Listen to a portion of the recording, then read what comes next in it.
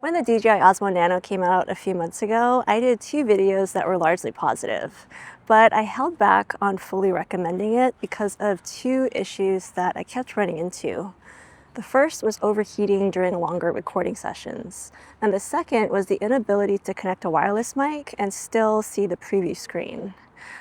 But the good news is that over the past couple of days, both of those issues appear to have been fixed thanks to a firmware update. And we got introduced a couple of new features as well.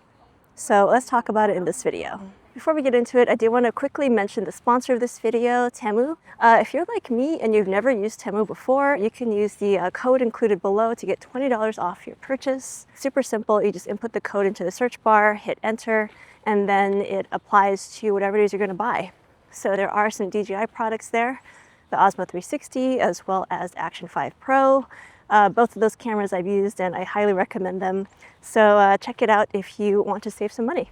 All right, let's get into it. Starting with the first thing that's been fixed, which is overheating and overall battery life. So when I first tested out the Osmo Nano, I actually did not run into overheating because the way that I typically use any of my vlogging cameras is that I don't usually film for longer than 5, maybe 10-minute increments at a time. And so when you're filming like that, even before this firmware update, you don't get overheating. But if you do try to run it as long as you can prior to the firmware update, I was definitely getting some overheating problems.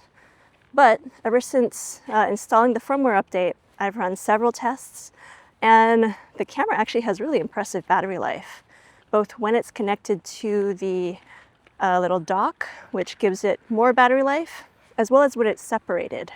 And so, yeah, I actually think the battery life is quite good now that that firmware has been installed. Also, the overall heat management has really improved because, prior to the firmware update, the camera would get so hot to the touch after, just like 10, 20 minutes of filming. But now, like 40 minutes in is when I started to feel it start to get slightly warmer than usual. So yeah, the heat management overall has been really improved. But the second big thing that's been fixed, prior to the firmware update, if you wanted to attach a DJI wireless microphone, like I am right now, you could do that. You can connect up to 2 at a time without having to plug in the receiver.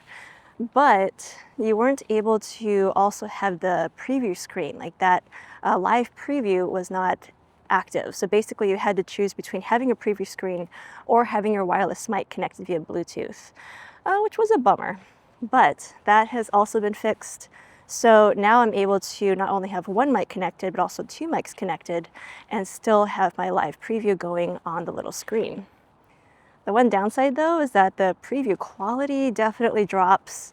Actually, this is interesting. So you do have the preview screen with the 2 mics connected until you start trying to record. If you do that, then you lose the preview screen again. But you can still see the mic levels, which is interesting. So honestly, with those 2 improvements alone, the Osmo Nano is such an easy thing for me to recommend now, especially to beginning vloggers or someone just wanting a compact, relatively affordable, waterproof camera. But DJI didn't stop there. They actually added 2 new features that I think are worth calling out. The first one is something called horizon correction. So if you're in horizon balancing, like I am right now, that corrects for up to a 30% tilt if I start to move the camera from side to side. But the thing with doing horizon balancing is that it crops in a little bit. So you're shooting at roughly 17mm equivalent. Now, if you're shooting at the new horizon correction, that corrects for up to a 15% tilt, so a little bit less, but you're now shooting at a 15mm equivalent, so it's saving you about 2 millimeters. So yeah, nice to have if you're not going to be doing hardcore action, but yet you want to make sure that your horizon is being relatively stable.